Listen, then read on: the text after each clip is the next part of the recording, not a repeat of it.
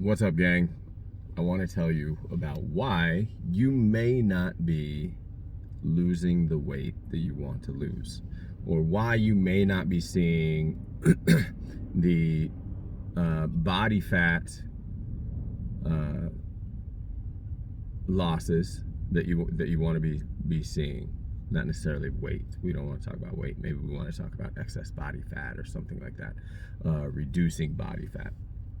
And the biggest reason I see most people not losing the body fat that they want to, or that their goal is, or what they're working towards, is very, very simple. Is they're not being honest with what they're actually doing. From a perspective of even workouts, right? They're not necessarily being honest with what that workout is doing for them, and they're letting a watch or a monitor dictate if that's good enough, and they're letting these numbers dictate when those numbers are just really extreme guesses, to be honest, if we're looking at them. So next time you're on a cardio machine, do this. Take your Apple Watch or your Fitbit or your Samsung Watch or your Whoop, and look at the calorie burn on that versus the calorie burn on the machine, right? And then ask yourself why that number is different, right? The interesting thing is I have this Whoop and I have this, my Samsung. And the numbers, regardless of my workout, are never the same. And they're not even close to each other. And so in reality, these are really just guesses. I know that that's like discounting fitness monitors, but at the same time, we're relying too much on them to give us an accurate number when nothing about what we're doing is very accurate, because most people don't measure their food. Right? You don't measure your food, so you don't really know how many calories you're getting.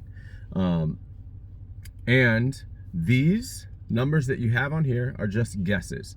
And so in reality, what most people do is they don't really understand what their effort level actually is versus what it needs to be. And that's where people go wrong on that fat loss. You want to round this up, right? So if this is 470, you say, oh, well, I burned 500 calories on this, when you might have burned 220.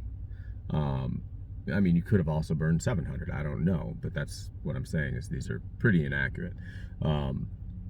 So the idea of your numbers are where they need to be is probably wrong. So you need to take a bigger look at what your actions are that you're taking. Right? So how challenging was that workout, and how long did it last for? You need, if we're going to look at fat loss, we need to look at having a heart rate elevated for a specific amount of time, or having it elevated higher for a shorter amount of time intermittently. And how long have we done that for? Right? Plus, what is the effort level in our strength training routines? What is the volume of our strength training routines? And then at the same time, what is our recovery like? So we don't want to under recover and keep cortisol levels high so we store fat. What we want to do is make sure that recovery is appropriate for the amount of work that we've done as well. So we can recover, body fat loss can occur, and you can be happy with those things. And that is one side of the coin, right? We've got this other side, which is food. And we severely underestimate how much food we're eating and if we're eating the right foods or not. Because what I see a lot of times when most people come to me and I ask them about their diet, what their diet is, oh, I eat pretty good. I eat pretty good.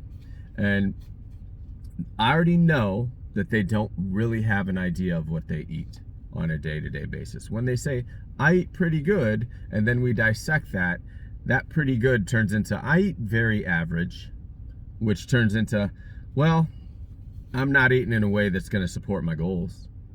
And that is mistake number 2, is you don't have an idea of what you're eating, and that idea is very poorly rounded out. And it's not, when it comes down to the reality of it, it is not in support of your goals. So once you understand that, you can start to really pay attention to a few things that are actually going to help you achieve your goals. What you're eating. You need to focus on what you're eating, have an actual realistic viewpoint on what those things are on the day-to-day. How much protein you're eating, how much fat you're eating, how many carbohydrates you're eating, how much nutrients are in all of those things that are going to support your goals if you need to supplement because of these two things. All right? More than likely the answer is yes. Because more than likely you're not getting the nutrients you need to recover from your food, so you're probably going to have to supplement. So that's one side of it, right? What am I eating? Am I eating enough of it? Am I eating too much of this other thing that's not going to support my goals? Do I need to supplement with anything because I'm not eating enough of the things that I should be eating to support my goals? That's one side of it. The other side of it, exercise. Am I exercising hard enough? Am I recovering hard enough? Am I getting the amount of exercise I need to support my goals as well? Those are generally the things that people have way off when they really think about what they should be doing versus what they're actually doing. They're not in line, and that's why most people have a problem when they're trying to lose body fat and they can't do it, and they're wondering, like, I don't know what's going on. Generally, that's what's going on. Hope that helps.